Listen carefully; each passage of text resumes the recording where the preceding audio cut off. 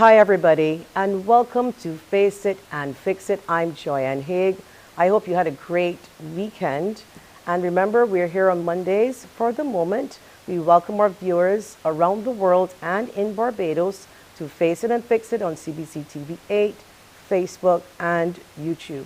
Now, before I go on to introduce my guests, I want to share my thoughts, and I know that similar thoughts right now in Barbados we all share these thoughts as it relates to the gun-related crime that we've been seeing and hearing about over the last couple of days.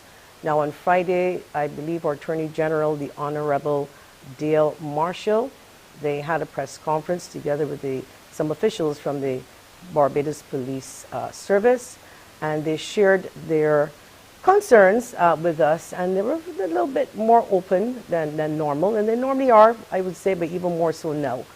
But what resonated with me and many Barbadians is the fact that they said that there was no need for us to be concerned or overly concerned, in the sense that this is related to maybe 2 or 3 groups.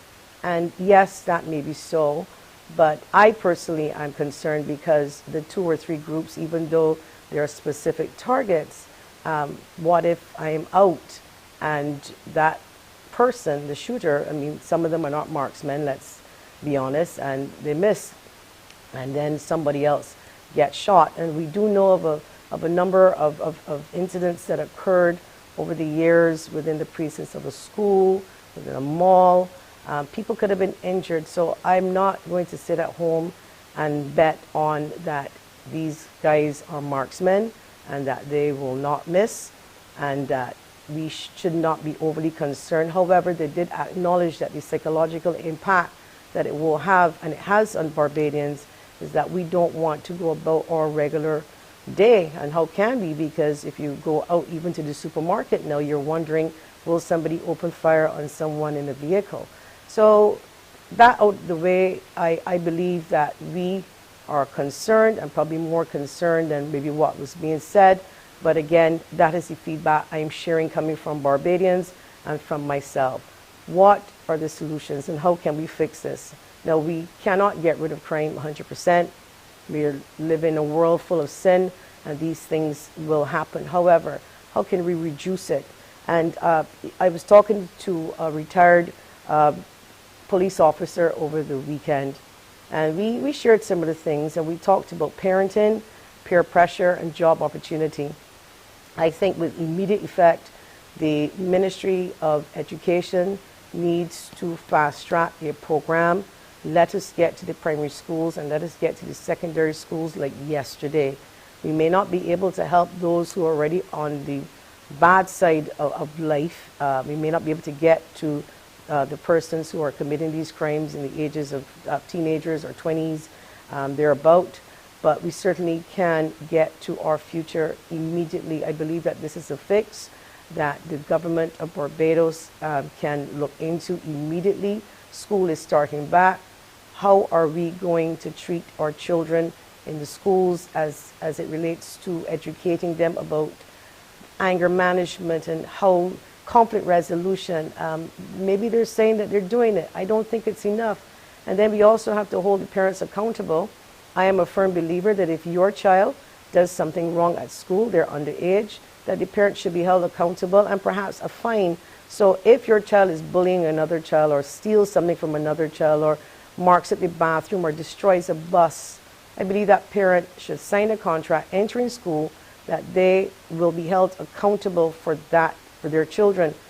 Because if you don't do it and the children come home and you don't check their backpacks, you don't ask them questions, you don't know where they are at 5 o'clock in the evening, 7, 8, 9 o'clock, your child is out on a block probably.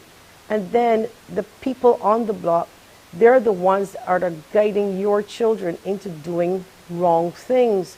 Nothing worse than giving a youngster a gun and some money. He doesn't feel he has to go to school anymore. He sees opportunity. So we got to be able to do something about this. I mean, we're discussing it, yes, and that is all fine and good, but we need better action plans put in place. I also think that mothers need to spend time on the daughters, people looking at the little boys, but it's your daughters too. women or girls manipulate men. And a lot of what is happening is not only just about firearms and selling drugs, it's about women too as well. So while we are trying to raise our boys into being gentlemen and decent human beings, we need to do the same thing for our children. If we don't do that, then the peer pressure comes, and then you want fancy shoes because you want to go to the cruise, or somebody on the block tells you something that you don't like, and then it create another vibe because they can't manage that because somebody tells them, man, you're being a man, and and stuff like that. So all of these things need to be addressed. I live in St. Philip. The last 2 murders were in St. Philip. I could hear the first set of shots for the first murder. I heard the sirens, and all I was saying is, dear God, not again. So I urge all of you Barbadians, continue to stay safe. Let us support the police as much as we can, share the information, and I'm hoping that the government, with the Ministry of Education, please save our children. Save them like yesterday in the primary schools and in the secondary schools. Now let's move on now to our program today. Today, the Director of the National Insurance Scheme, NIS, Kim Tudor, enlightens us about the status of the proposed reform measures and ideas and solutions coming out of the town halls. One of the challenges we like to face, perhaps guide in fixing the area, is health. So today, as the Barbados Physical Therapy Association brings awareness to a debilitating disease which has led to disability and has brought discomfort and life changes for many Barbadians, we turn the spotlight on something they call osteoarthritis. I've never heard about it. Osteoarthritis with physiotherapist Marita Marshall. So please, those of you feeling a little pain in your joints, you never know, this show definitely is for you. And it's GCF Monday. Today we are hooking up with the Barbados Water Authority. Dr. Elon Cadogan, GCF National Project Coordinator with the Caribbean Community Climate Change Center, is also going to be joined by Jamie Paul, hydrogeologist with the BWA, and my good friend Nicole Austin, also from the Barbados Water Authority. She is a water quality technologist. Packed show. But there's more. During the segment with GCF today, we have got a great giveaway for you, and we want you now to conserve water. And as part of our water conservation efforts, we are going to ask you to reduce your bill by at least 20% starting now. Between September and November, we're going to ask you to reduce your water bill by at least 20% or more. As a result of that reduction, and I'm going to get it pulled up right here for you, we're going to give you a water tank. It is also going to be full of all of the different things that a tank requires, which would be the pump. It's a UV light cleaning system as well.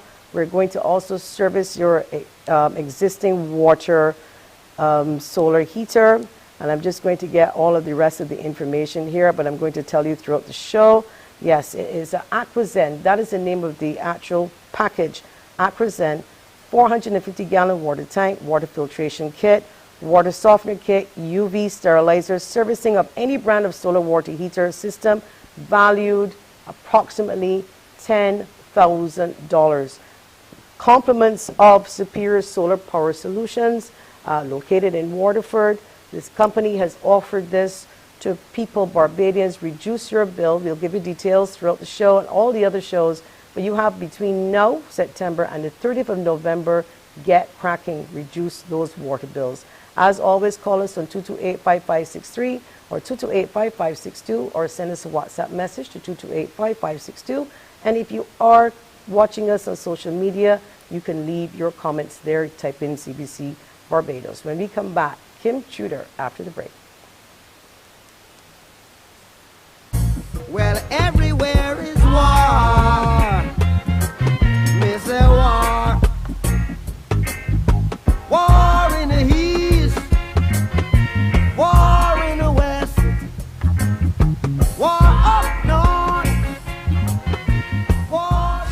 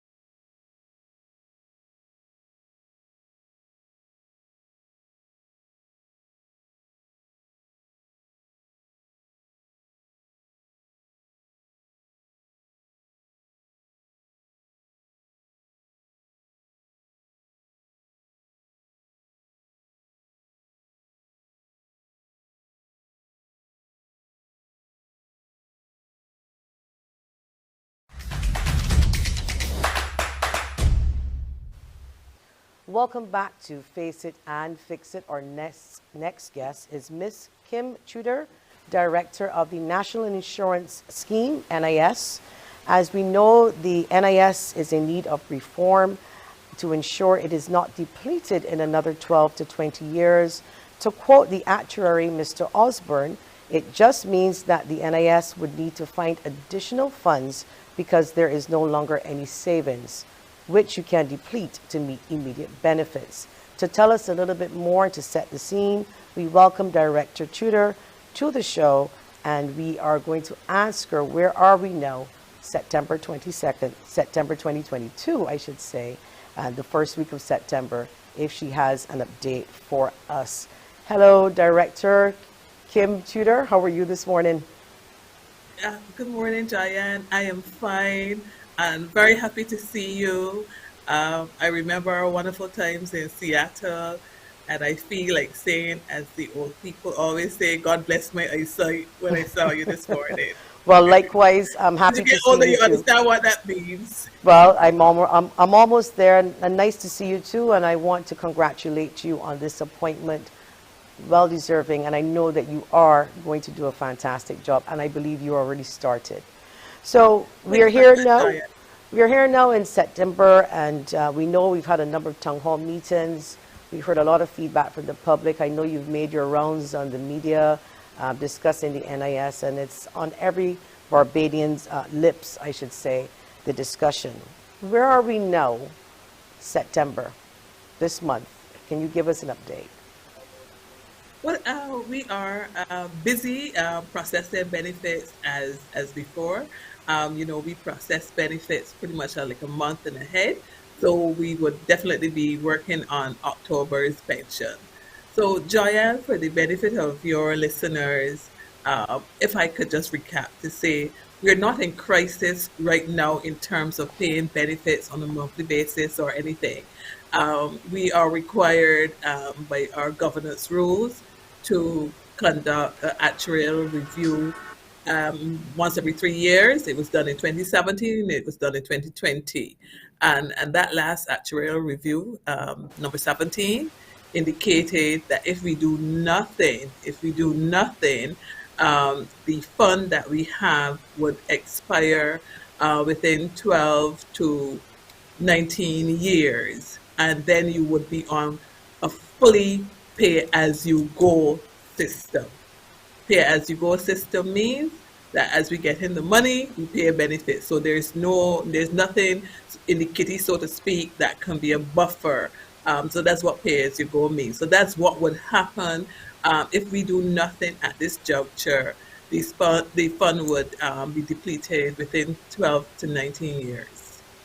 So during the town hall meetings, because I know you more or less jumped right into it. You guys didn't wait 48 hours. You started the town hall meetings.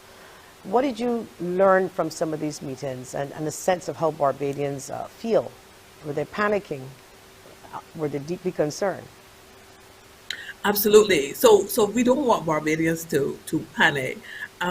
Jaya, we had chronicled the list of reforms that Barbados has done since 1928, all kinds of different reforms. We still have 5 persons on the Sugar Workers Providence Fund, and that was a fund set up to help persons in the sugar industry. So there are no longer any persons eligible who would come onto that fund, and that fund is soon depleted. So I say that to say that ever so often you have to make sure that the benefits are matching the demographics, the nature of work, and so forth. So pension reform and social security reform in general would be something that we are always going to be looking at.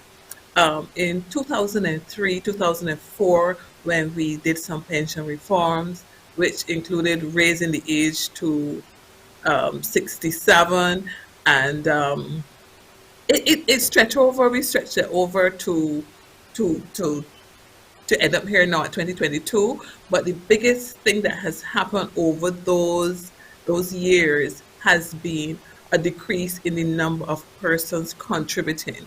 So that has been the most significant problem that we have encountered, so to speak. So what we have now is 30,000 less people than we anticipated at 2003. 30,000 less. So if we had 30,000 contributors more in the system, we would not be at this point. So now that we are at this point, we have to go forward. So we're sharing that with Barbadians, and Barbadians, when they came out to the town halls, as well as the suggestions in the suggestion boxes, and of course on the survey that we did, had indicated strongly lots of things. One, that the social security system means a lot to them. I think that the sense we got, Barbadians want it to be there for them when it is their turn, so they're really concerned about it. So I think that the the the outpouring that we got shows how concerned Barbadians are about it. What we also saw, things like their preferences. Barbadians prefer not to work until 72 unless this is something that they choose to do and they're in good health, but they don't want to see the pension age go to 72. Um, and that also brought up the whole notion of the non-communicable diseases and so forth that we are suffering from, which means that we have to take better care of our health and so forth. So there, you can see that is a multi-prong. But Barbadians, by and large, are supportive of us having a social security system, and they express their preferences. There are not a lot of levers that you can pull in terms of the adjustments that we can make. You either extend the age, reduce the benefits, there, a combination of all these kinds of things. So there's not a lot that we can do, but we are going through right now, Joyanne, um, the suggestions that Barbadians made, their preferences. If I could also say, Joyanne, that there are several countries. Barbados is a part of ISA, the Institute for Social Security Associations, sorry, the International Social Security Association, and there are 130 countries who are members, and several of them are in the process of doing various reforms. Chile has done some reforms recently. So there's a lot of benchmark and best practice that we can also look at and see what other countries have done. So we know that it is something dear to Barbadians, and therefore we will do our best, make sure we do the proper research and so forth to get a scheme that suits Barbados and fits Barbados at this point. Well, if I may, because I did not get to the town hall meetings, and perhaps I would like to also weigh in now. One of my personal suggestions, and I spoke to another friend of mine about this. If you're saying that you need about 30,000 people more to put into the NIS, and perhaps that would put you in a better position if you can do that, why not model what the insurance companies actually do and perhaps hire what we call insurance agents? So let's just say that you have at least 100 agents on the ground and selling the whole idea of national insurance to self-employed persons, because you've got a lot of barbers, you've got vendors, you've got a lot of people who are self-employed and don't necessarily contribute. So if you get that done, perhaps maybe the agent can operate where they get a small, commission of basic pay and a commission on getting people on board, very similar to what they do in the private sector with the insurance companies. I just wanted to throw that out there to you as an added suggestion, and perhaps I should formalize it too as well. No, definitely, Joyanne, formalize it, but I know what you've said, and I think it is a good idea, and it speaks to a wider issue of the whole notion of education. I am concerned for lots of friends who are self-employed at this point and who are paying national insurance, but who are also not providing anything for their retirement. So this Social Security will help you, but you are going to need more, given the way the cost of living has been increasing. You're going to need more than what the NIS can provide, because remember, the NIS is on a income level of up to $4,800 per month. So persons who are earning more than that and want to maintain a lifestyle in retirement will have to put aside more. But I think that what the town hall meetings and our interactions with the public throughout is the whole notion that the country have to do a lot more retirement planning, and we have to start persons younger. As I said before, I was recently at BARP and they had reduced the age of joining from 50 to 40, and that was primarily because BARP saw the need to have persons begin to plan for their retirement as early as possible. So I really want to encourage the self-employed to see what they put into the NIS as a part of their savings, as a part of their retirement plan.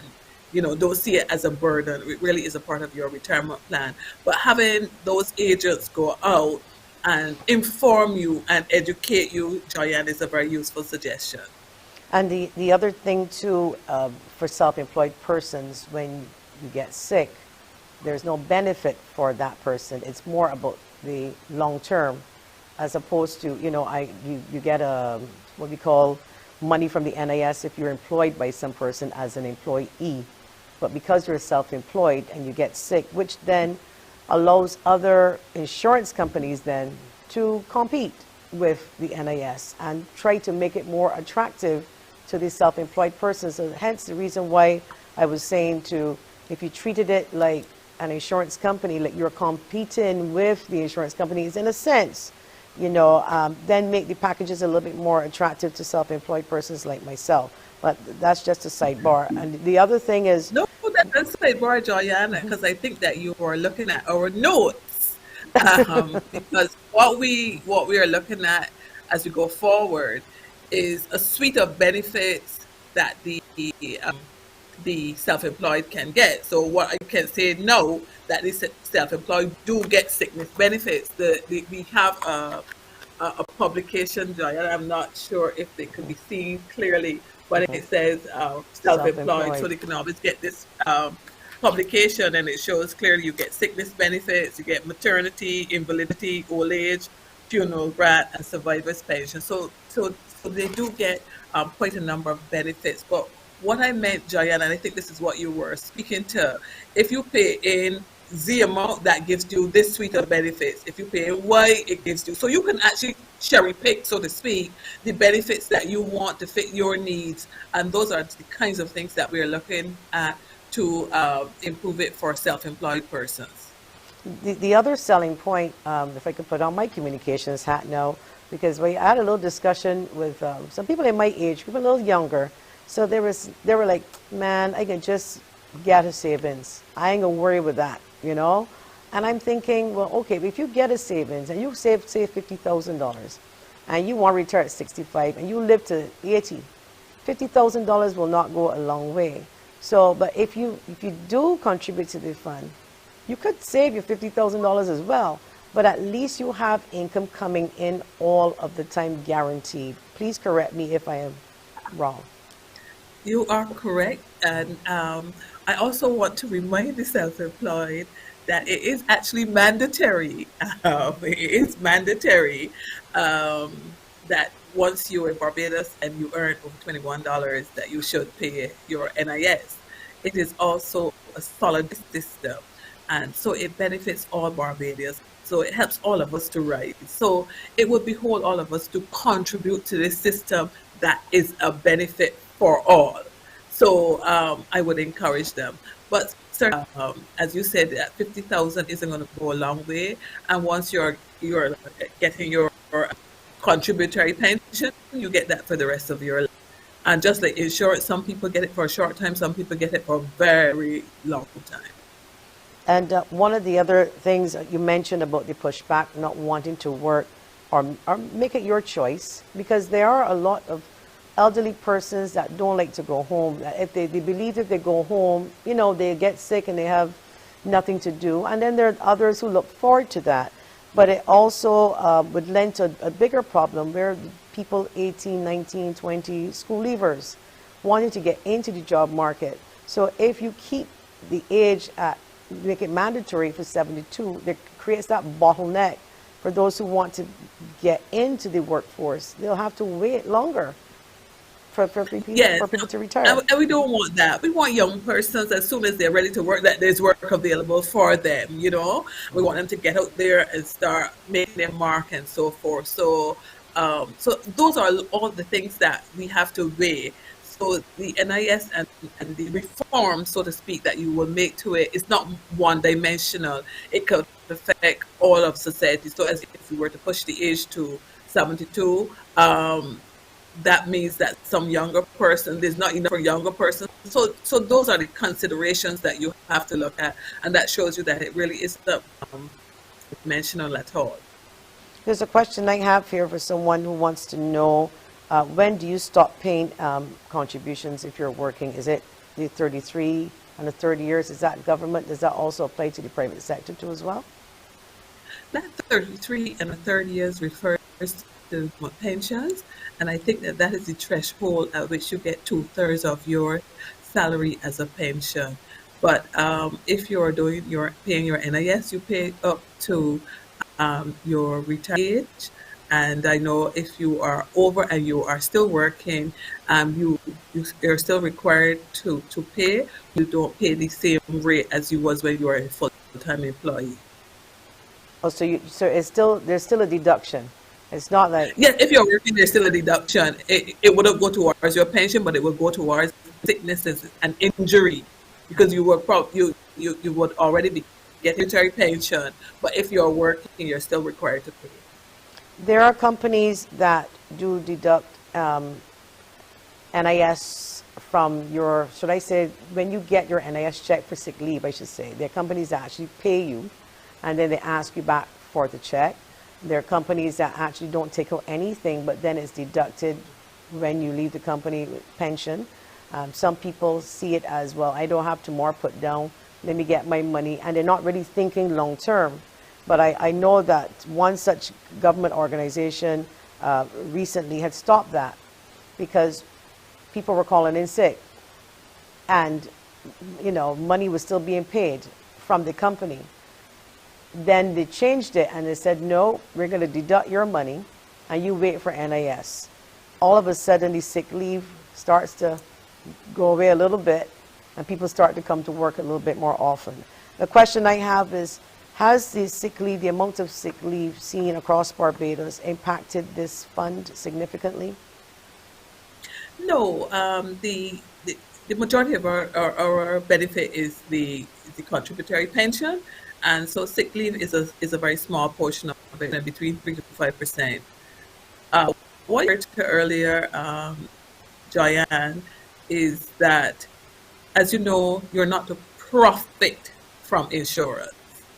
So if people can, so to speak, profit, get your salary and get NIS, people will want to do that. So you're not to profit from insurance. This is private insurance, public insurance. You're not to profit from insurance. So what companies have said is if the NIS paying you for sick benefits, we won't pay you, which is why if we pay you your salary, then you return the check that you got from NIS to the organization because you can't benefit twice. You can't get your salary plus a sick benefit. It's either one or the other. Okay, well, we're going to have to take a quick break right here. When we come back, more about the NIS with Director Kim Tudor. We'll be back.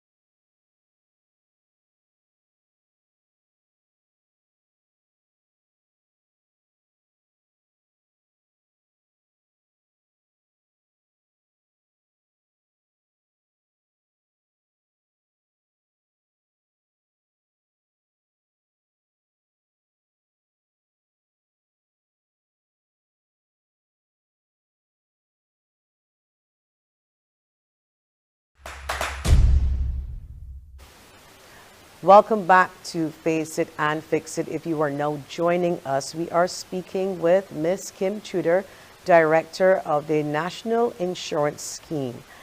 Welcome back. So, our next question. In 2003-4, changes made back then saw the contribution rate increase from 14% to 18%. Additionally, the pension age for full pension was increased from 65 to 67, and benefits were made slightly less generous. Was the public in agreement with changes such as these, or did they offer more sweeping changes? Well, I would assume that in 2000 2004, the people would have made a turn from the alternative that was least painful. Because if you're going to get less pension, you're going to wait longer. That's not something that you will put up your hand for right away. So again, because of our demographics, I had some statistics here for you, Joyanne. And in 2004, at that pension reform time, we had 3.6 contributors for every one pensioner. At 2020, that is down 0.4. And we project that at 2040, it's going to be one. So you're almost one. So it's almost a pay as you go scheme. There would be no way that you could even build up a fund. So it was at 3.6. So we're now down to 2.4. So that is this the part of our issue. Once we are not having as many contributors, we would have to look at the benefits that we offer. All right. Because you So, can't sustain the benefits. So Joyanne, for example, um, in 2014, I had it here. In 2014, we paid out in benefits about 500,000, and we collected 100,000. At 22, we are still only collecting just over 550,000, 550 million per annum, but we're paying out $800 million per wow. annum. So I'm going to pay out 300,000 million, 300 million this year, more than I am going to take in. And that is the issue that we are facing. Let's talk about the companies that take out national insurance but don't put in the national insurance for their workers. You and I both know very often people will say, I gone to the NIS, they tell me that my benefits not there and they're not put in. Can we not, to avoid or even to help fix that problem or part of that problem, if I am employed by, say, CBC, I should be able, it should be mandatory that every quarter I get a statement as an employee that my contributions are proof that my contributions have been paid in. In other words, don't wait until NIS comes down on you, because sometimes NIS may not go to the company immediately. Then all your arrears starts to rack up. But the employee the policy, something should be mandatory that I can go to my employer and say, right, it's now the first quarter. I would like my proof attached onto my payments for the first quarter that you have paid in my contributions. Failing that, I can then immediately report that employer to the NIS. How could something like that work? Definitely, Joyanne. So we are reviewing compliance and how to first employers paying and what are the kinds of penalties we could put in. But let me say that we do have an online portal, and employees are encouraged to register on that portal, and you can monitor the portal as often as you wish, so that you can see the benefits that are being paid in for you, whether they're being paid being paid on time, and the amount that you estimate it should be. So Joyanne, that is there right now, that the employee have to go to the employer, but can go on our website, go into the portal, and see their own account. Well, So that's that actually takes very care. interesting because I never knew Yes, that. And a lot of people probably need to know that more, that they can actually definitely, go. Joyanne. So we will advertise that more. I can come back at another time and do a demonstration and so forth. People can see that, and I think that one of the benefits from these public interactions has been that we have seen an increase in the number of persons signing up to use our portal and to use the portal that's available to them. And that portal, you can also calculate your pension. If you're thinking of early retirement, you can put in your the estimated the age that you're, and it will calculate what it would be for you. So you would know if at 62, here's what I would get. If I waited to 67, what the differential would be, and so forth. So that portal is very useful, and I encourage persons to sign up because, as Joyanne, as you said, we've heard stories where people discovered too late Mhm. that it was paid in for them. So we really would like to adjust that. And let me say there is a penalty for employers who do not pay. It's like 1%. Per is 1% per annum. Yes, I think. And also too, we can a judgment against the properties so that you can't buy or sell those properties without permission or approval from us or authorization if um, or made a satisfactory months with us to settle the indebtedness. So there are penalties, and as a part of the reform too, we will relook those. Well, I want to get now to my favorite topic and something that I know you're going to be very comfortable with sharing because you do this for a living too. Customer service at the NIS. There have been numerous complaints. However, I can tell you from my personal experience, and please, people, do not say it because people there knew you. Nope. I had on a mask, shades, a hat, And a hat. slippers, t-shirt. That when I looked at the sleeve, I believe it had maybe two little tiny little holes, maybe from the Clorox. That's the truth. And from the security guard on the outside, helping me to park, to the ones on the inside. Then at the desk, and I went to see Mr. Harris, and I want to say good morning to him and to Samantha Spooner. Excellent in customer service. That is the truth. But people don't necessarily share my or experience what I've experienced. What are we going to do about that and your telephone system that truthfully no one answers? And before you say that, my response to that publicly the other day was the NIS don't answer the phone because they want you to come down to experience the good service, not to hear it Thank over you the very phone. much, Diane. All right, you take it away. I was taught by you, by the way, so the public would know. Kim had given me a few little courses when it was nice back then, so a lot of what I know is because of you. So I don't expect to see a drop in customer service with you in charge. I expect to see an improvement for sure. Diane. So I certainly will try my best there. Um, issue is the volume. So we have to make sure that we are staffed and our facilities can accommodate the volume. You remember that we deal with you from the cradle to the grave. So you're registered at 16, and we pay pension, we pay contributions while you are employed, get pension, and then there's a funeral grant. So we see you for your whole. We really do manage quite a bit.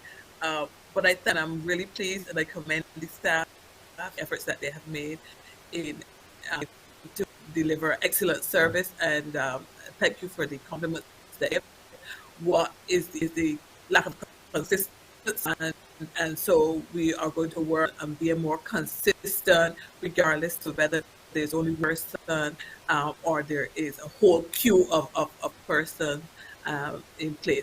So that is something the administration and the customer service that we will but staff here do ability seriously. They do recognize that it is, as we say, your lifeline, and we do take it seriously. I was pleased and that a lady told COVID that she had the NIS staff on her list, and she prayed for the NIH staff every day because they worked tirelessly during COVID to make sure that almost all of us got some kinds of benefits and so forth. So staff do make the effort. There are areas that we certainly can improve on, and we're going to work on those together. But I'm glad that you did get some good service, not because it was you, Joyanne, but because every culture, every pensioner, every person who's getting some kind of benefit means something to us, and we endeavor to treat them all in that regard. And I'm a firm believer that everybody must be treated with a level of respect. And Absolutely.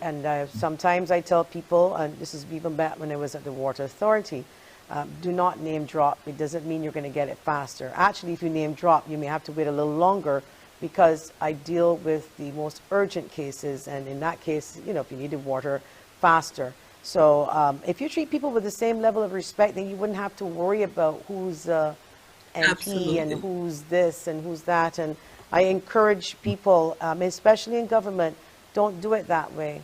Just treat everybody like they are important, because they are. And, you know, and then you would never go wrong. But I just want to get back to something you mentioned about the turnaround time, though, for the various benefits. I know people go like, well, you know, I put in my sick leave every since, and this is 3-4 months. Is there a timeline for each claim that you're supposed to get it within? Um, Joyanne, the system, we are just trying to settle back down a little bit after COVID. You could imagine we're in 2020, 2021. We paid times more benefits, $150 million in 2020 in sickness claims. So you probably, you know, to usually get. So there's a bit of and we are now settling down. But once we have thing in place, we are going to some timelines in place so that we can guarantee you a customer charter, if you will, a turnaround time so that we will announce to the public, and we will get there, that we guarantee that you can get your payment with a certain amount of times, days and so forth. But you know that requires that we have a system that is in control, and we have a better sense of what we can deliver given the volume of claims that are put in, and given our staff complement, the system's kitty. Um, we send out 48,000 checks from, and that has nothing to do with lodgement. So when we do runs, it takes a night to do a run. It really is quite a big volume, and but we in the process of doing that, working on our processes to make sure that we understand them and they're in a state of control, that we give you a certain turnaround time. So you'll see that not immediately, Joya, but you'll see. Do you have a turnaround time, though, like a mandate? I mean, because people may say, well, we expect a year. Were you given a mandate? You know, we need to see some improvement by 6 months, 1 year. Is there some sort of mandate before you can actually, let me rephrase that, put out the changes for the better that will be coming, the proposals on the reform, rather? Would you say that maybe the next 6 months to a year, you will see those proposals being Yes, put? 6 months to a year, you know, we are doing quite a number of things simultaneously. So we're dealing with pension reform. A part of pension reform certainly is to improve the administration, and that may include the organization transitioning from to a state-owned, it's a commercial state-owned enterprise, and so we have to be working on that. So there's quite a bit that we are working on, but certainly customer service is one of our priorities, and so I would say between 6 to 12 months we're going to work on some of the claims that we have and things like that. You should see an improvement. I have one quick question for you before you wrap up, and this was asked me yesterday when I told persons that we were having you as a guest. What happens to the pension checks for elderly persons if they are in the geriatric hospital under government? To the best of my knowledge, if they are in a government institution, those the bill is put on hold for the time that are in the institution. Okay, and are we going to see some greater checks and balances with as it relates to the elderly and minimize the misuse and abuse of the pension checks. You know, we've heard stories of people going to QEH being abandoned, but yet I've heard nurses say to me that the family members come and look for them just to sign the pension checks. Is that part of your responsibility, or is that as a different agency, the government, that would deal with that? That would be a difficulty, but certainly, if a person came in and said, "I was receiving a check, an elderly person, and I now want to go into a bank account," that has to be accompanied by quite a bit. If it is to go into a son's name or a daughter's name, you have to have various affidavits, various signed documents, and so forth. So we take that very seriously, moving from one modality to another, and definitely very seriously.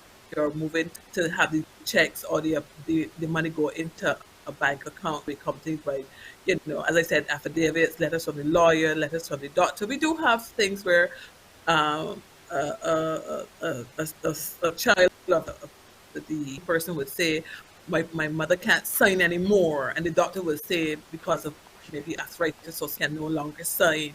And it then has to go to the bank. So it would have the doctor's letter, the lawyer's letter, certainly letters from all of the siblings saying that yes, go to sibling number 4 bank account, and so forth. So there's a robust process in place that looks after those things. But if they're getting a pension check, they hasn't asked us to change it or any, and it's going to them and their families take it away from them.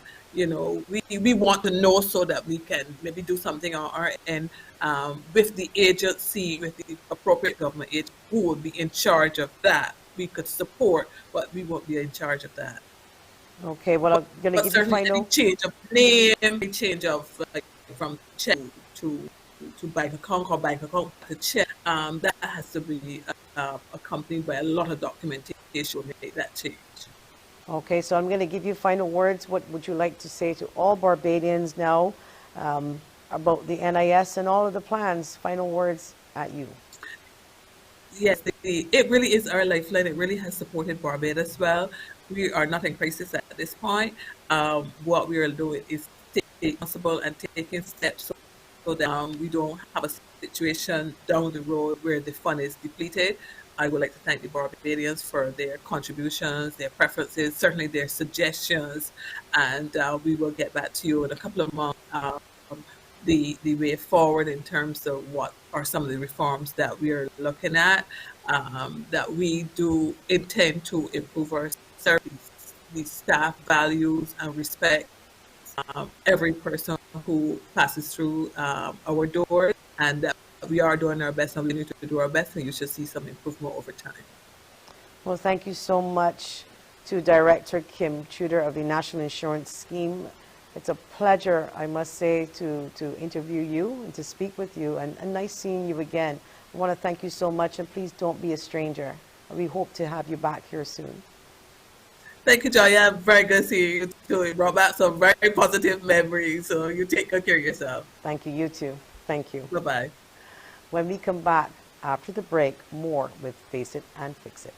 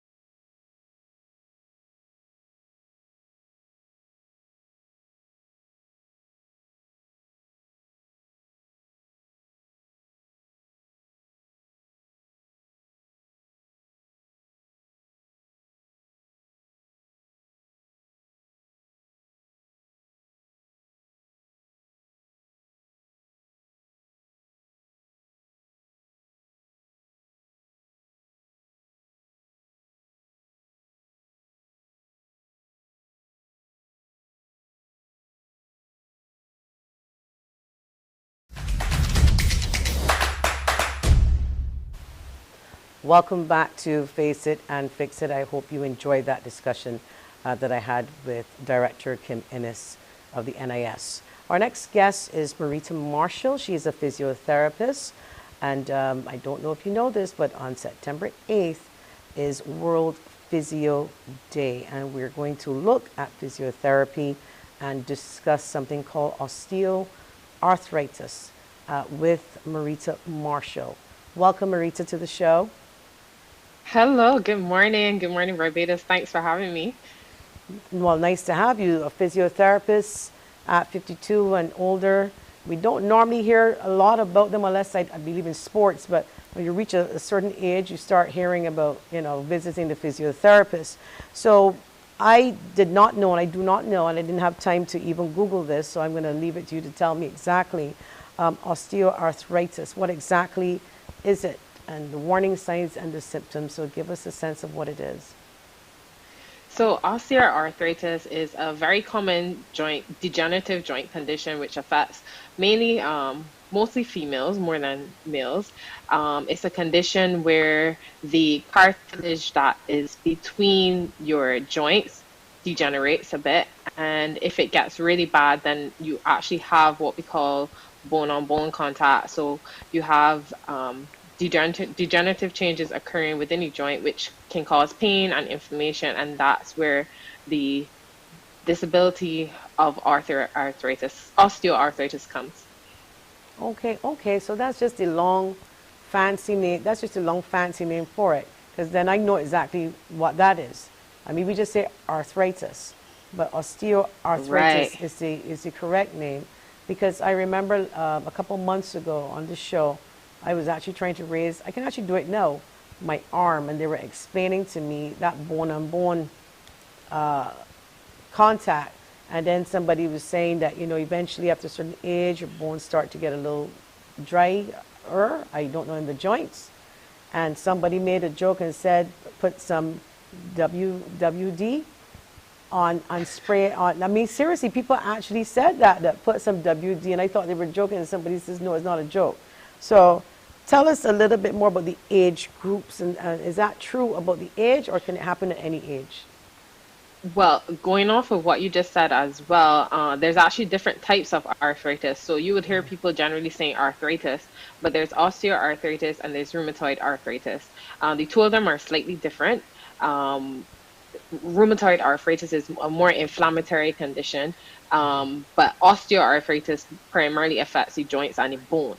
So that's the difference between the two. So, but osteoarthritis is the most common one and the one that people are most familiar with. Um, so you were asking The about symptoms, like how do the we know then it's that, and the it's ages. osteoporosis, yeah, and the ages. Right. So, yes, it will generally affect you middle age onward, but it can affect younger persons as well, depending on if perhaps this might be a person who was fairly active in their younger ages as an athlete. They can tend to have what we call early onset osteoarthritis. So, it can affect persons at younger ages, but most commonly it's at from middle age and onward. When you say middle, some people may feel that 50 is in the middle, kind of, near halfway to the century. We talking about 30s, or are we talking about 50? So we're talking about 40s, 50s in that area. Yeah. So what are some of the warning signs? Warning signs, or I would say things that would predispose you to having osteoarthritis is age, as we said just now, being a female, being overweight. Those are probably some of the most common um, things that could predispose you to developing osteoarthritis. And as I said before, if you were a fairly active person that did a lot of maybe jumping, sports, impact sports that can affect the joints, then that can also predispose you to developing osteoarthritis later in your later ages. Okay, so the symptoms then is just joint pain. Is it anything else that headaches associated with it, nausea, or is just strictly just the So no, joints? so right. So in terms of the symptoms that you have is pain.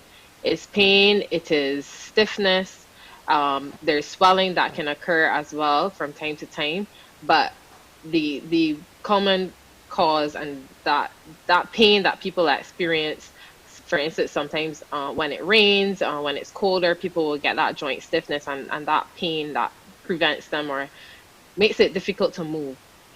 So there is truth to this, that temperature has a lot to do with your joints, because I really thought that was a myth when people said, "Oh, I know the rain gonna fall, my knees starting to act up," or that is actually true. It is quite common and it does happen with many people, yes. Okay, because we always, you hear the old people saying that was the old people saying that, "Oh, the rain gonna fall because my joints acting up." So there is scientific proof that the weather changes, they're actually associated with uh, this medical condition, arthritis, osteoarthritis. I see. Yeah, So so mhm. go ahead, go ahead. No, I was just going to say at colder temperatures, people generally get a little bit more stiff and the joints can be a little bit more painful, yes. Okay, so the leading cause, as we said, it's mainly females. Is there anything that I did or would have done to promote this more, to push this more, to bring this on myself? Like how people say if you smoke cigarettes, you get lung cancer or emphysema. No, Nothing. no, not necessarily. It's just one of those things that females have a higher likelihood of getting as they get older. No, doesn't sound good. So no exercising earlier, because you're saying athletes can actually get this, female athletes. Yes, and male. Hmm. So exercising early in life and continue to exercise is not one of those things that you say it prevents it from happening. Not necessarily, but we do want to encourage people to exercise. I think people generally think that when they get this diagnosis or they hear that they have arthritis, they are unable to exercise, they're unable to move, but we really try to encourage as physiotherapists that you first of all see someone, see a doctor, see a physiotherapist. Physiotherapists can help guide you in exercise programs, strengthening programs, help to teach you to manage your pain and how to live and improve your functioning activities of daily living and be able to get on with the the arthritis that you do have. But exercising is definitely the first line of treatment that we usually want to recommend for persons. So basically, you would see a physiotherapist if you have osteoarthritis. Is there any surgery that sometimes is required as a result of this particular, um, I guess, disease, if you want to call it that, this challenge? So yes, if things get really bad, as I was describing earlier, if you start to get that excruciating pain, that bone-on-bone contact, uh, you see a surgeon. They would probably do some X-rays and possibly an MRI to see what's happening there. And then the surgery that is recommended is usually a joint replacement. So the common area for arthritis to affect persons is the knees and hips. And those two areas are probably most common for joint replacements as persons get older. But that's at the very final stage. So that's when persons can no longer bear the pain. It's really becoming truly debilitating in terms of persons not able to walk around as they would like, persons not able to um, live without pain. They're in pain all day, every day, and nothing is working. At that stage, then that's when um, joint replacement would be considered.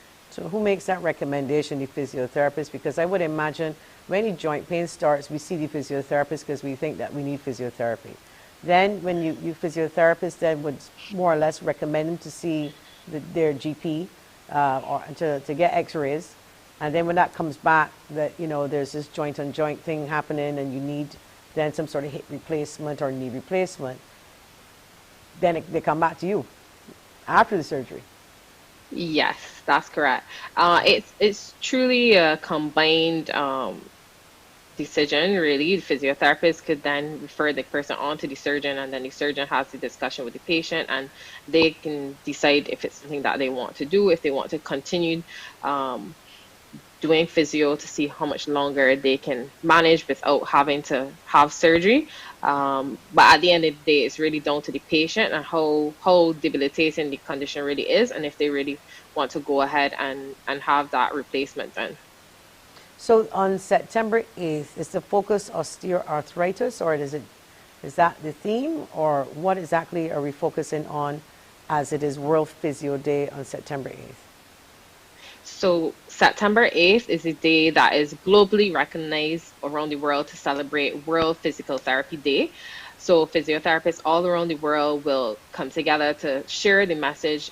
This year's theme is osteoarthritis. So physiotherapists all around the world are sharing the message about osteoarthritis, debunking the myths around it, just encouraging people to exercise and letting them know that it's okay to exercise even if you have arthritis, and really just promoting the profession of physical therapy all around the world. So that's the day that is celebrated worldwide as World Physical Therapy Day. And here in Barbados, we have our Physio Week, which usually surrounds that date. So our Physio Week would have started yesterday on Sunday, and we have a week of activities planned throughout the entire week, a number of media appearances to, again, like I said, promote the professional physical therapy, as well as to share more information on osteoarthritis, which is the theme for this year worldwide.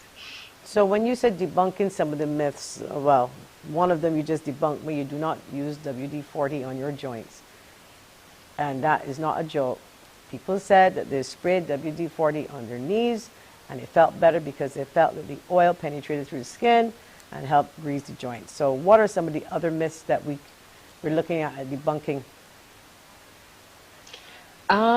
I think most Oh, people often think most people sorry often about think that. that. I just wanted to let you know that it was our producer, Peter Aline, who uses a WD. I think she uses WD-40 or recommended that, and I believe it works, but she might be able to whisper in my ears that she did say, yep.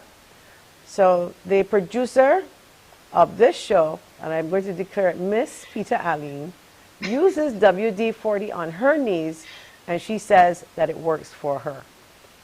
Please. I would like to know if Peter has ever seen a physiotherapist, and if she hasn't, I would suggest finds one and pays them a visit to get some better advice on how to manage her joint pain.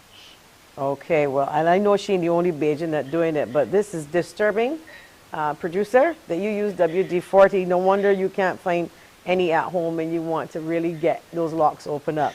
So debunk some of the other myths apart from, because this one, Peter's arguing there in my ears, is not a myth, but continue to tell me what some of the other things that people I think. I think the biggest one is that you need to rest. So persons here, they have arthritis and they think they have to just rest the joint, rest themselves. But we want to really encourage you to seek professional help, find a physiotherapist. Exercise is the first line of treatment for osteoarthritis before anything else. Physiotherapists can help teach you how to manage your pain in the correct way. We can help give you strengthening exercises. We can guide you in exercise. And when I say exercise on physical activity, that could be other activities, perhaps going to the sea, certain exercises you can do in the pool, using other low impact forms of exercise, which is cycling. And we really want to get that message across that it's not rest that you need. We really want you to continue moving. You have to continue moving. It's good for the joints, and a strengthening program which is provided by someone trained like a physiotherapist is probably the best thing you could do. And having that consultation on how best to manage your particular condition, because everyone is going to be a little bit different, and a physiotherapist would definitely be able to guide you in the right direction of what you need to do at each stage based on where you're at. Okay, we're going to take a quick break right here. When we come back, more with Marita Marshall, physiotherapist. And remember, this is World Physiotherapy Week starting September 8th, running for an entire week. We'll be back after the break.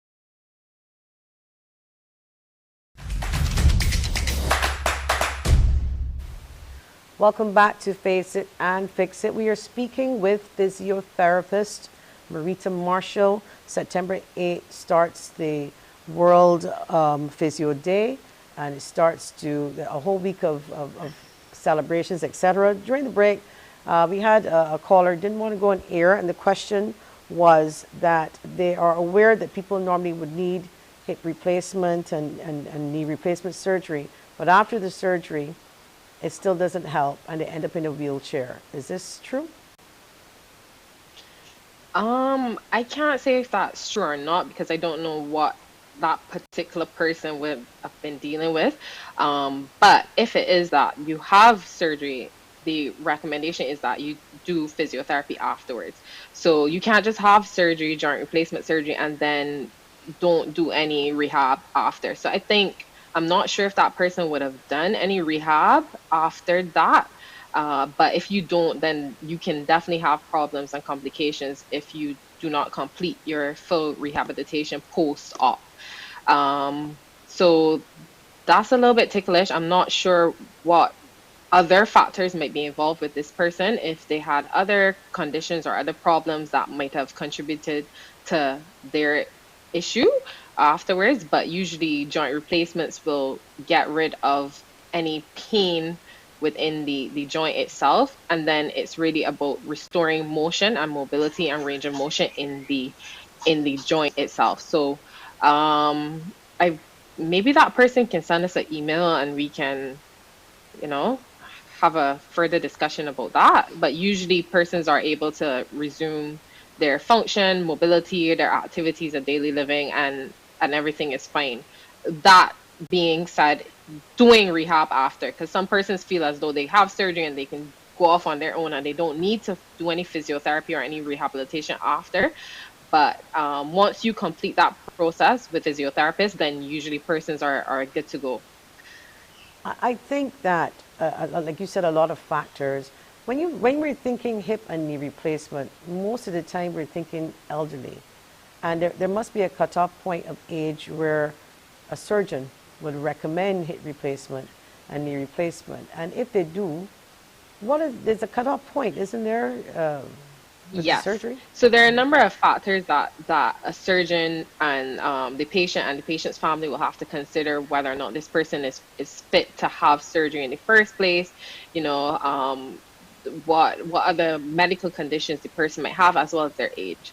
So you're not going to operate on a person who is um, perhaps maybe a 95 year old who might have fallen or sorry, um, who had surgery, who, sorry, a older person who has joint pain, but might not necessarily be able to go through the process or rigorous of the rehabilitation after having um, surgery. So in a case like that, the physiotherapist would then still manage the person, but more conservatively in terms of doing exercises and just pain management, because we know that that person is too old or might not be in the best condition to go through the rehabilitation that is necessary after surgery. I had to learn, and especially with, people passing every day, young people and older people, but especially elderly people. Not only last night I was saying things are going to happen to us as we get older, and that doctors don't save lives, they extend them. Because at some point, anybody who could save your life is Jesus, in my opinion. So when people think that you've got something done, but still something happens, sometimes the age factor is a factor where you've done all you can, and then eventually that person then transitions. So I find that even with the hip replacements, I really don't know of any young people that do it. I mean, I'm not saying it doesn't happen, No, but we always no. So associate this with the elderly. yeah, so done in younger people because the replacements themselves actually have a lifespan. So that's another thing that is considered whether it's time for that person to have it. So you wouldn't generally see a 30-year-old or maybe even 40-year-old having joint replacement unless it's a really extreme condition, because that means that that person might have to have a second replacement within their lifespan when they perhaps reach 80 or so. So it's in older persons. Okay, so I want to talk a little bit more about not just osteoarthritis, but physiotherapy on a whole. Yes. There's a difference between the massage therapist, the sports massage therapist, and a physiotherapist. Yes. Okay. So physiotherapists can specialize in a number of different areas, right? But the training that we do first off will cover a number of areas. So we can cover orthopedics, we cover neurological conditions, as well as cardiopulmonary. Now, after you finish that first set of training, then if someone is interested in sports, then they would do further training or further studies within that area. So then their specialty would now become sports rehabilitation or sports physical therapy. And there are a number of different areas of specialization within physiotherapy: scoliosis, men's health, women's health, a wholly host of different areas that persons can then specialize in after having that base of studies in physical therapy. So the So there physiotherapist, is a go ahead, go ahead. go ahead. No, No, I was just saying there no, I was just saying that yes, they're slightly different, but it's a specialty. They're different specialties. because when you're at work, someone gets a fall, unfortunately, you would then hear, all right, they've gone to the doctor and they have physiotherapy for months. Is this something that can go on for months? That person has to see a physiotherapist, especially if they're recovering from an accident? Yes, that's very common because soft tissue injuries can vary in length of time for recovery, and depending on how badly affected or how many areas the person had affected from that accident, then it can be a long process. And the same for different injuries. So, is there anything? I know you're probably not standing up, or I don't know if you're just sitting, but are there any things that you can tell us, or I was going to say show us, that perhaps that might help Peter Aline discontinue the use of WD-40 on her knees, and some basic exercises that people in my age group and Peter age group that we can do to sort of strengthen the bones? I mean, apart from what do you call it, vitamins. I mean, I guess we have to take our vitamins.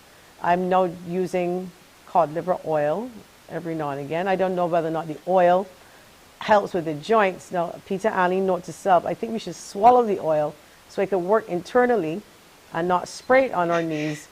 But is there anything we could do to help our producer in terms of I would exercise? like to advise Peter and everyone listening to find a physiotherapist, have a consultation. That way, you will be guided in the best way that is suited for you. That is my advice to Peter and anyone listening. We actually launched our website, and our website, all the registered physiotherapists in Barbados are listed on there. So there's a holy host. We have over 60 physiotherapists all over the island, and I'm sure that Peter can find one and reach out to one of them, and they will be able to assist her in managing her joint pain. So when we are home and just say watching television, and you know, instead of say lying down, is there like some advice you can sort of give some of us? Maybe stretching, sitting with your feet more elevated, you know, little things. If you're in the bed and I don't know if you just move your arms or do little things that we can do for ourselves. Because I'm sure whatever you show people in physiotherapy to do, you advise them to go home and do. Yes. So we definitely, that part of empowering patients to be able to do things for themselves, that is a big part of physical therapy. We really educate persons on how to manage themselves, because even though the process can be long sometimes, we need people to be able to understand their condition, to be able to manage themselves, and to know how to manage their symptoms when it comes. Okay. Go ahead. So we have a question again. People are shy to come on the air, so they're sending in their messages and calling. Turmeric water, turmeric, the use of turmeric. People, when we Google it, you hear joints, always good for joints. Is it good for your knees? Is it good for osteoarthritis? Is it good for your knees or joints in general? Yes. So turmeric does have its benefits in terms of reducing inflammatory processes within the body and within the joint. So yes, that's something that people can use as a home remedy. Okay, and Or that's the inflammatory kind, not necessarily the drying out of the joints kind, because you said it's caused by different things. Yes, but with osteoarthritis, you can have some inflammation occurring as a result of that bone-on-bone contact. So it's not a full-blown inflammatory condition like rheumatoid arthritis, but because of the degenerative changes on that bone-on-bone contact, you do get inflammation within the joint occurring as well. So when I reach a certain age and your bones start to dry out, how do we then are able to lubricate the bones better at a certain age? Is there anything else that you take? Again, we do not use WD-40, but that we call liver oils, fish oils. Yes, so joint care supplements, anything with glucosamine and chondroitin is usually good to take to supplement, because as we get older, the body doesn't produce that natural lubrication as it would when we were younger. So we then have to, as you said, take it in. So any joint care supplement that has glucosamine and chondroitin, those are usually what's recommended to help assist with joint care. Okay, and I'm going to leave some final words at you as we're wrapping up and running out a little bit of time. The week of activities, what can we expect? How can we participate? Where can we find information? Yeah, so we started yesterday. We had our church service at Harvest Barbados with some more members. Today we had a couple media appearances, and throughout the week there will be open days at the different physiotherapy clinics around the island, as well as the QEH public department. And we may have a public lecture coming on Saturday, but I would encourage everyone to check out our website. It's bdospta.com, and follow us on Instagram at bpta_246, as well as on Facebook. If you just search Barbados Physical Therapy Association, you can like our page and you find loads of information there as well. And we really just want to encourage everyone to stay tuned. Feel free to reach out to us with any questions that you have. And like I said, check out our website, find a physiotherapist, have that consultation so that you can get the best guidance for your particular condition. Okay, I want to thank you so much for joining us, Marita Marshall, physiotherapist, and for sure our takeaways, many takeaways, but one of the major takeaways, do not use WD-40 on your knees. Use it for the joints in the doors and all of those different little things in the windows when they're stuck. Do not use WD-40 on your knees. Thank you so much, Marita, and I hope to have you back soon. Have a great week. Thank you so much. Thanks for having me. Thank you. When we come back, we have GCF Mondays. We're going to give away some vegetable trays and that big $10,000 worth water system that we're going to give away November 30th. We will announce the winner. When we come back, more after the break.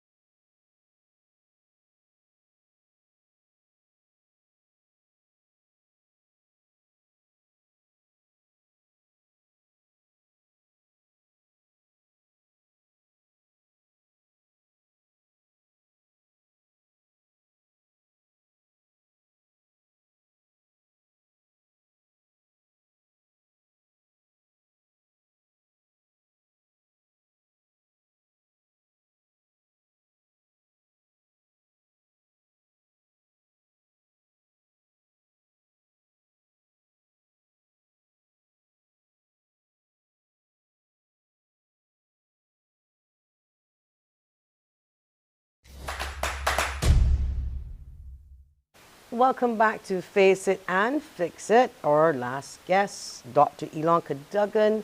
We have Jamie Paul. She is the hydrogeologist for the Barbados Water Authority. And we also have Miss Nicole Austin, water quality technologist.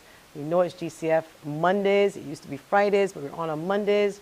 Everybody, I know, glued to the TV set because they heard that during this segment, we're just announced a nice gift, up $10,000 worth, as well as our regular vegetable trays, compliments of Superior Solar Power Solutions. There are the persons who will be giving away this lovely water tank system, which we will discuss during the show. But let us welcome our lovely guests. Last time we were here, we were interrupted by a press conference, and one that was urgent by the Attorney General. Funny enough, Friday, we did have a press conference, and here you are, back again. So, but hopefully we can run smooth and we won't have any interruptions, and we will continue from the last time. Welcome, ladies and gentlemen. Okay, I'm not hearing, but I can hear now. Okay, welcome. So, without further delay, before we were talking about the last couple of shows that we did with you, We spoke about water conservation, where water comes from, and we want to stick with that today as much as possible. We know that this is a climate change segment where we're making people more aware of what is happening, not just in Barbados, but around the Caribbean and the world. Jamie, since you last spoke, a lot of droughts happening in Europe and in the United States, in California. Now, here's where I am starting to really worry. When you hear America got problems in that department, worry, because and pay attention, because that's the big land that fixes everything and so on and so forth. We are seeing problems now in the United States of America as it relates to access to water. What is going on, Jamie? Why is the planet behaving in this way? I can't speak specifically to why the planet is behaving this way, but I can tell you in Barbados, we are lucky because we use groundwater. And in the US, they use predominantly surface water. And groundwater is special where it's not exposed to the surface. And so we have more of a storage capacity there. And so in the US, when they have a lot of changes in rainfall patterns, so they get less rainfall overall. It may seem as if the rain is falling, but it's not enough to fill the reservoirs. They're above ground, open to the surface reservoirs. They then have a serious decline in their reservoirs. So you see all of these news articles about they're finding all these cars and bodies and all this stuff exposed now because their reservoirs are completely depleted. And even in the UK, my cousin was just telling me that you can't flush your toilets. And this is because they have a severe shortage of available water.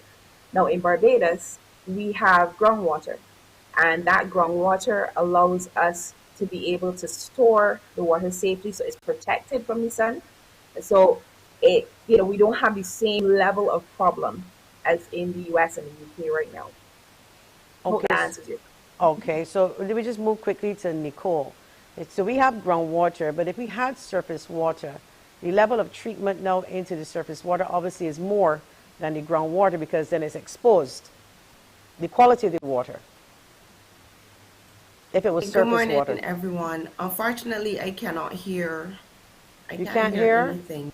Not as yet. Are we Oh, going to get that oh, resolved? okay. A technical I can now problem? hear you, Joyanne. You can now hear me. Yes. Great, good.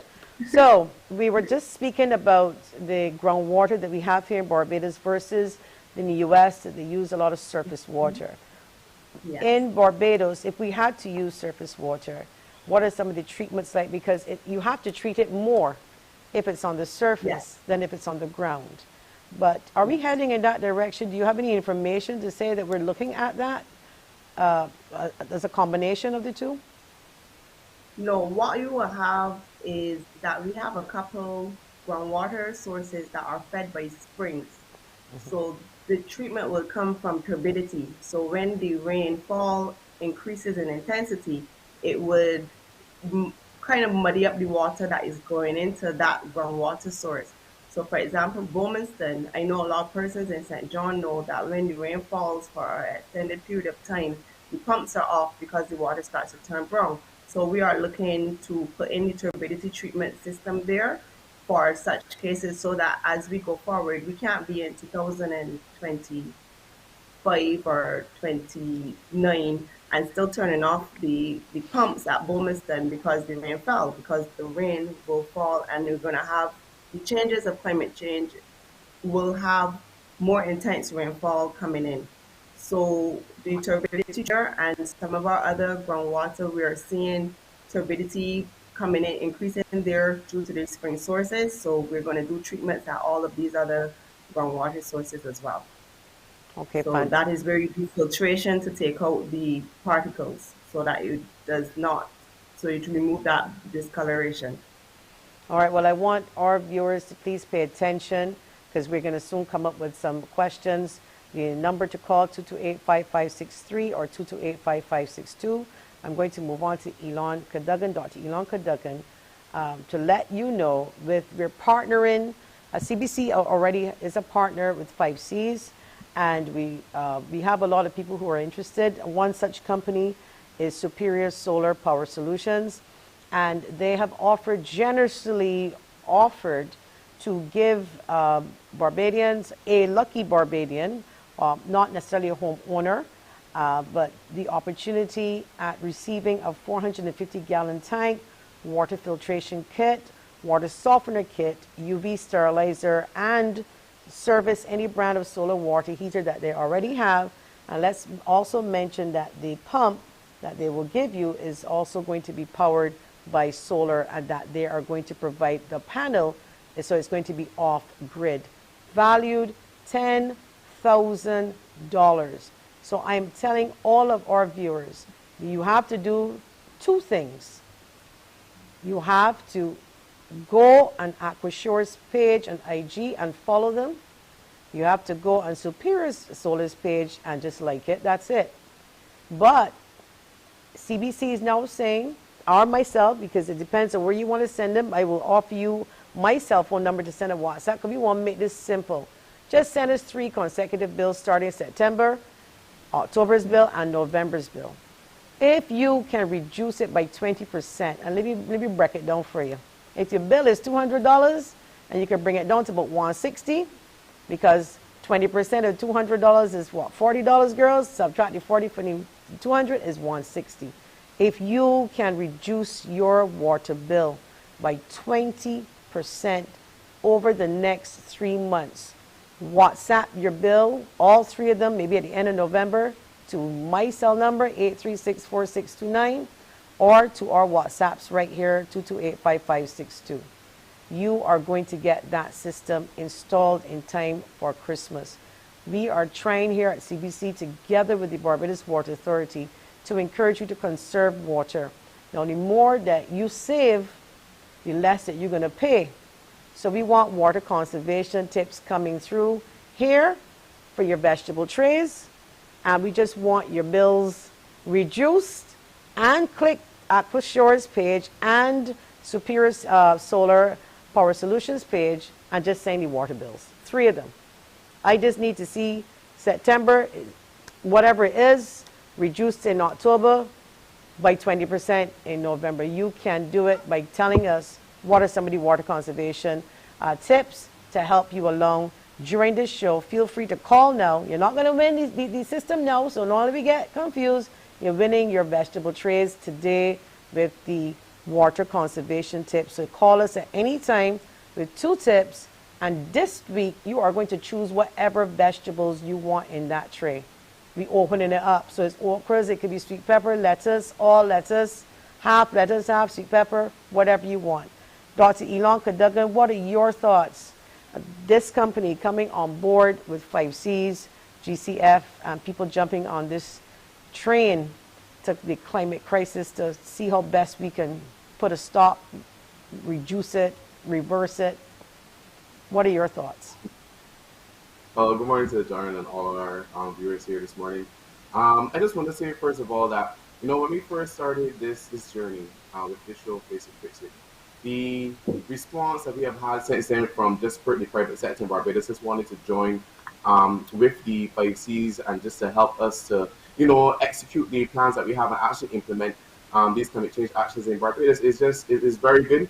What I want to say is that there's always room for more. There's always more persons that we could reach. There are always other persons that we could try to help in Barbados in terms of, adapting and, mitigating to the climate change, negative climate change impacts. And I just want to say that, all Barbadians just, be encouraged, be enthusiastic about, actually going out there and doing some good work in terms of, how can you conserve water? We want to push this, all the households in Barbados. Please do not be discouraged because there's only one system that's been given away in December. Right now, just say that when we first started this show, we had no idea that we were going to be able to say, hey, guess what?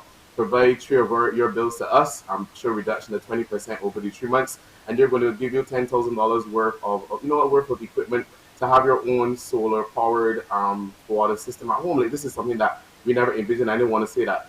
Persons, please continue. It's only because of your participation, only because of your feedback that we're able to make this better. So yeah, that's what I want to say. Barbadians, continue and we just want to see how we can go forward as a country, reducing our water consumption and move towards using water more effectively and efficiently in our island. And we have a caller on the line. Good morning. Face Good, it and fix it. good morning. Yes, good morning. Get a bucket and all the rainwater will go into that and you can water your plant. You mean all the rainwater that can hold in the bucket? Because you can't put Yes. all the rainwater in the bucket. No, you can't hold on, but you know you store what I you only have. joking with you. It's Monday. We need to have a sense of humor. So you want capture some rainwater in the bucket, and then what we do with it? Water your kitchen garden, feed your stocks with it, and even wash your car. Okay. I we need two though. What's the second one? You got me there. No. You see, BWA, this is where the last time I said we need to promote water conservation tips. Now, ma'am, Oh, if you buy a Wednesday okay. paper, you will see a tip on the front page in the newspaper from Water Authority. But everybody I don't buy a don't buy newspaper. paper. You see, there you go. So let me see if we can help you along here, because I really want you to win this year because we run out of time before the break. What do you do when you have a shower? Turn off your pipe. You turn off the pipe while Wet you your are. skin, turn off your pipe, soap your skin, then turn it back on when you're rinsing off. All Same thing right. when you're brushing your teeth, cleaning up the Oh, she's kitchen. trying it in. Try it in, girl. Push it in for some more mileage. Push it in for some more mileage. You got another one there for me? Yeah, turn off the pipe when you cleaning up your kitchen. All right, then. Don't leave it running when you're washing the dishes. Yeah. All right. You can go to New Horizon, Nature's Bloom. All of these plants, compliments of ProSource. They paid for them for the public, but you can pick them up at New Horizon, Nature's Bloom, located at Sky Mall. So go and tell Mr. Matt Farland. We will communicate with him. You want a vegetable tray, but you choosing your vegetables. Okay? Okay. Take your ID card and leave your name with the producer. Okay? Okay. Thank you so much. Guys, we're going to have to take a quick break. When we come back, more with the Barbados Water Authority and 5Cs with Dr. Elon Cadogan. When we come back.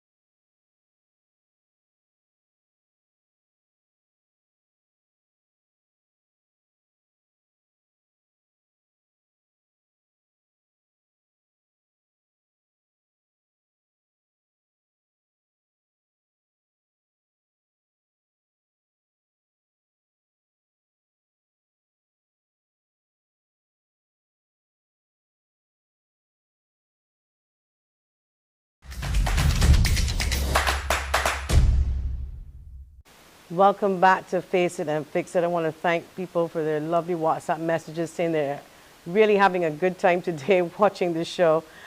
We are speaking with Dr. Elon Cadogan, GCF National Project Coordinator with the Caribbean Community Climate Change Center, as well as Jamie Paul, hydrogeologist, Barbados Water Authority, and Nicole from the Barbados Water Authority. She is a water quality technologist. Welcome back, guys. So before the break, we were having our fun. We did our giveaway. I want to thank that caller. But let's get back now to the topic of climate change, the impacts of climate change as it relates to water in this country. Are we taking this serious enough? Are Barbadians doing their part? And what about the Barbados Water Authority? What are they doing? Who wants to take this one? I'll let Elon start as it relates to projects and then the actual operations of execution of some of those projects, maybe from you guys. Elon? Hey, Joanne. Regarding what Barbadians are doing, locally to impact or to, decrease their water consumption, I actually want to ask Barbadians to show us when you engage with the Facebook or the IG page that we have set up at Sure BB, just let us know. If you have a little short video of some things that you would do around the house that, as mentioned before by some of our callers, just share that with us. Share some of these success stories, share some of these experiences, share some of the things that you're doing around your household. And these can serve as lessons to other persons as, some of these simple ways that they can try to reduce their water consumption and probably have a better water efficiency. In terms of where the project is right now, you would have mentioned the implementation and the rollout of the WSRS Barbados or the short-term aperture. Right now, we're in the process of installing zero point 0.5 megawatts of PV systems at the Wilmington pumping station. So we're ensuring persons would hear about these gifts, these tokens being given away from Superior Solar to assist with their own at-home water conservation. We're actually doing this on a larger scale, whereas we're actually using energy from the sun to actually help pump the water at the Wilmington pumping station, the Bell pumping station, and the Hampton pumping station. Right now, we are at the smallest site, the zero point 0.5 megawatt installation at Wilmington. We already have 0.4 megawatts installed there already. And then we're going to move to the Bell pumping station. We're going to install 2 megawatts of PV there. And also similarly at Hampton with 2 megawatts of PV being installed there as well. So the things that we are doing at the larger scale, which will impact most of Barbados in terms of the water supply and assisting the Barbados Water Authority. These smaller interventions at the household also helps with the overall fight and the overall response to the government to the impacts of climate change. Well, thank you so much. We do have a caller. Let's take this call quickly. Good morning. A blessed good morning to you, ma'am. And to you. My question is, I live near the St. Stephen's School, and it's near the pump house. And I have a hydrant right in front of my house.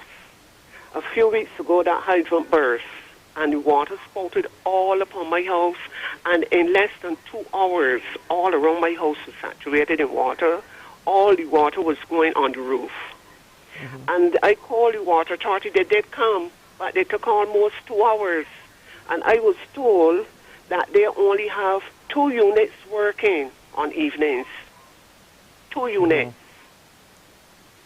And another thing I was told is that it's the pressure from the pump house that is too much for this hydrant. Now, I would like the water authority to come and do a check, because I cannot afford, I am a pensioner and I cannot afford for this to happen again. It might happen in the night, and then I can't get anybody to come and deal with it. So any damage to your house? Any water damage to the property or no?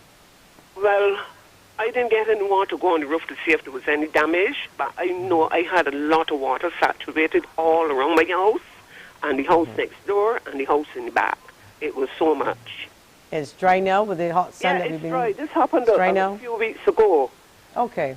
Well, that's still... What I would like you to do is if you can leave your name and information with the producer, because the individuals here are not the technical team as it relates to the repairs of a hydrant.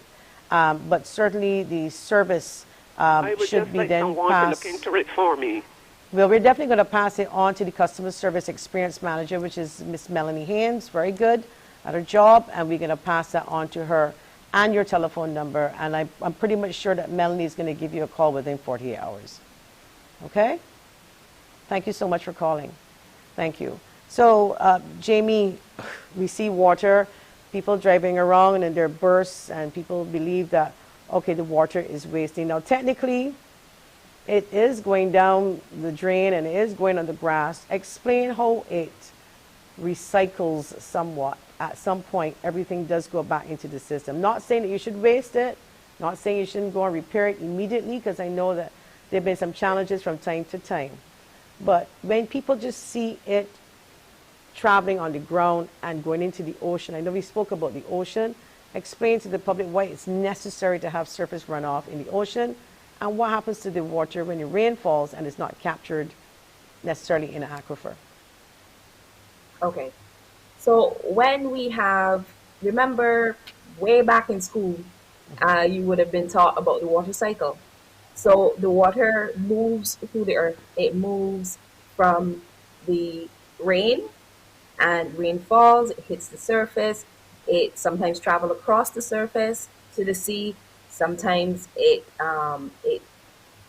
percolates into the ground. We have groundwater. We pump that. We utilize that, and so the water on the surface is then it then moves up into the atmosphere, becomes clouds. We have rain again, and so that's the water cycle. And in terms of water moving across the surface, water that we see as surface water moving across the surface from rain, that water is necessary for life on Earth, for the plants, for the trees, for to clean areas, right? That is necessary for our personal sanity, for the sanitization of the earth. So yes, it is that we have bursts, and that's more of a waste, not just a waste of water, it's a waste of energy. And that's one of the things that we at Water Authority we work towards fixing. And so we have situations where we have extended bursts, unfortunately, and we have that water moving out to sea, and that water is necessary to move out. It's not ideal, but it acts as an ability for us to push back some of the saltwater interface. So unfortunately, it looks bad, but it serves a purpose in a way. Uh, Saltwater intrusion is one of the things that we unfortunately have to deal with in the Caribbean, in Barbados in particular. Saltwater intrusion is where we have our freshwater lens sitting on saltwater, and so when we pump up the fresh water, and we have the salt water sitting underneath. And if we pump all the fresh water up, we start to pump salt water. And salt water is not acceptable for human consumption. As you know, you can't go to the beach and drink water. So we are what we have to do at Water Authority, we have to manage our recharge. We have to manage our pumping from the aquifer. So this is an entire process, is an entire system, is a cycle that we have to work towards. We have to manage, we have to balance what we do all the time um, at Water Authority. Well, you I'm definitely sorry for do. coming We up. got another quick phone call. Then we go to Nicole. Good morning, Face It and Fix It. You're on the air. Good morning. Good morning. Are you still taking calls for the water saving tip? Yes, I'll take another one. We got more trays to give away. Come on, let's hear what you got. I have two. One is when you're brushing your teeth. It Wait, isn't hold on. Let me tell you the rules. Do not repeat anything that was said before. So let's go with I didn't hear something. these. I don't know if it was said, but I didn't hear these. It said when you're brushing your teeth. You haven't got to keep the tap open and running on the toothbrush. You can take enough water in a cup Okay. and use that as needed to gargle your mouth and to wash the toothbrush. Okay. That's one tip. The other one is the washing machine. If you have a small wash, you haven't got to put a small wash in the washing machine. Because if a small load is going to still do a big set. And use it in a basin or something. Use small wash, not in the washing machine. I don't know if those were Okay. I'll let the judges accept. Yes, we will accept. We will Okay. accept, right? We Yes, will okay. accept. Thank All you. right. So you leave your name and your number, and we certainly will send that information to New Horizons Nature's Bloom. Normally, it's vegetable trays. We're trying to do, as the Prime Minister did indicate 2 weeks ago, that she wanted to see faster crops, and that requires a little bit more water, things like lettuce and sweet pepper, etc., so we can eat a little faster. So thank you so much for that. Leave your name and number with the producer. Now, let's get to water quality quickly here, Nicole.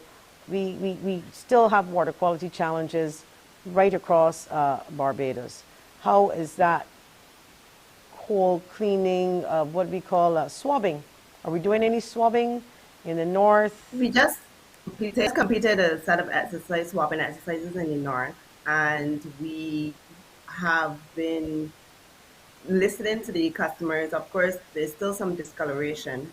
We want to do another cleaning, possibly of the well that services the north, and we're going to look to see where else we can swab in the north once the water pressure is adequate enough to do so efficiently, because it is an extensive operation and you need to make sure you have the water pressure so that these swabs can come out where we want them to do, and it does the cleaning effectively. And so as this is happening, we have increased the amount of chlorine that is coming through to disinfect along those lines, and we are continuously making sure that we are doing our water quality testing and monitoring in the areas. So because we know that it looks like you shouldn't be drinking it, but we're making sure for sure that there's nothing in there growing, despite the fact that it looks like mobby or unfortunately full rust, as brown as ever. So we're doing our best. We're testing up, we're monitoring, and we know the calls are coming in, and we are doing the flushing in the areas at the different hydrants. But as I said, unfortunately, due to the low water pressure, yes, we flush, and the discoloration can be reduced or eliminated for maybe a day or so, but because the water pressure is so low in some areas, and these are the areas, unfortunately, that are extremely impacted by discoloration, that within 3 days you start to see the color again. But however, we have been testing to make sure that it is just unfortunately rust that is affecting the water that is in the water doing this with the discoloration, as opposed to any other microbes or pathogens and bacteria. So we are, as I said, we've been testing the area, and the flushing will help for roughly a day or so. But we have continuous district crews of plus water quality officers that are going out in the field doing their best to try to reduce the impact of that discoloration. And we have the tankers out there, and I know persons have been using the water directly from the tankers because that water is as we like it, clear and with any color in it. Exactly. Odorless, Yeah. colorless, tasteless is Yeah. what's supposed to be. Elon, Yeah. I'm going to wrap up a little bit here with you. You've done an excellent work, 5Cs, with all of these projects ongoing and executing the projects. But one of the things that concerns me is the biggest mitigator is conservation.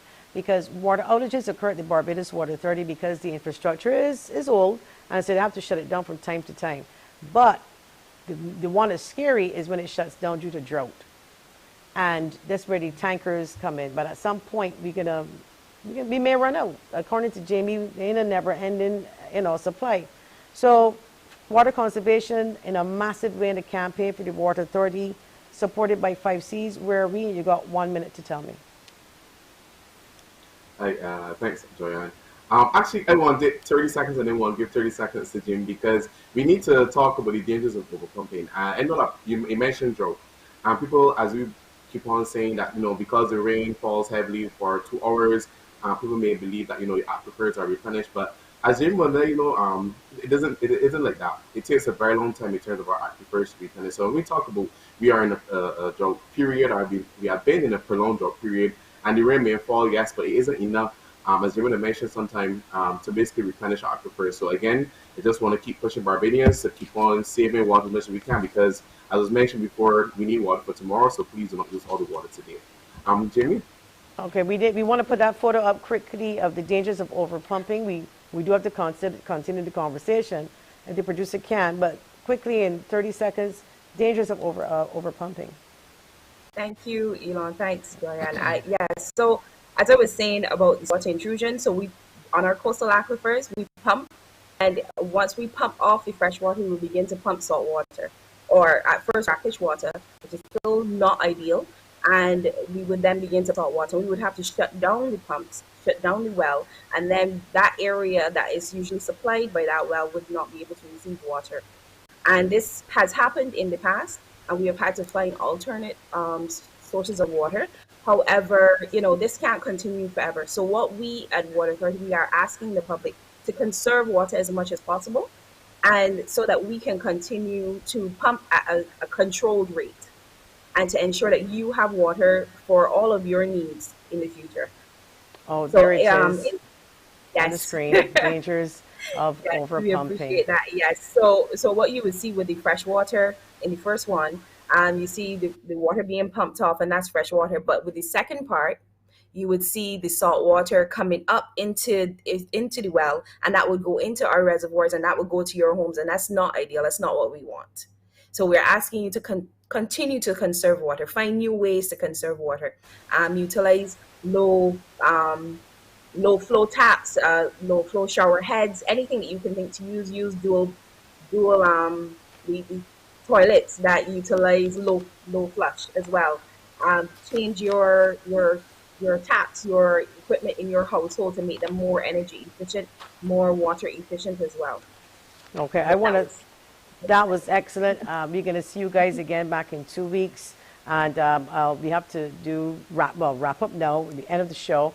And I want to thank Dr. Ilanka Duggan from 5Cs, Jamie Paul, and Nicole Austin from the Barbados Water Authority. Thank you so much. Thanks. Thank you. When we come back, we're going to tell you how to win that $10,000 worth of equipment after the break.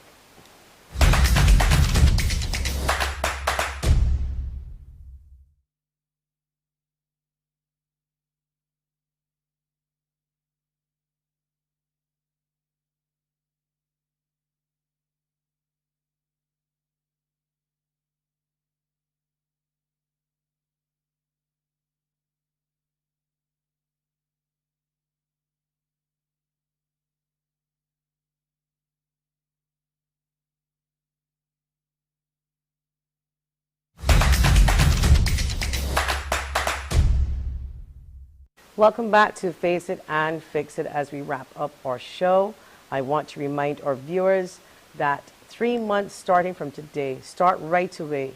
We're asking you to practice water conservation to lower your bills by 20% or more. And send those bills to either 8364629 WhatsApp or our WhatsApp here 228-5562 during the show. 3 consecutive bills, get them down by 20%.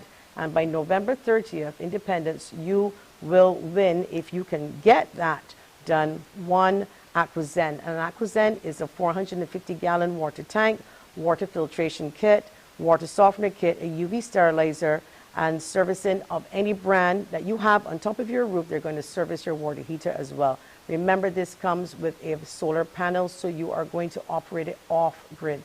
So I want to thank everybody for viewing the show. Please remember, participate in this. You want to win this. You want to conserve water. My name is Joanne Haig. This has been Face It and Fix It. See you next Monday.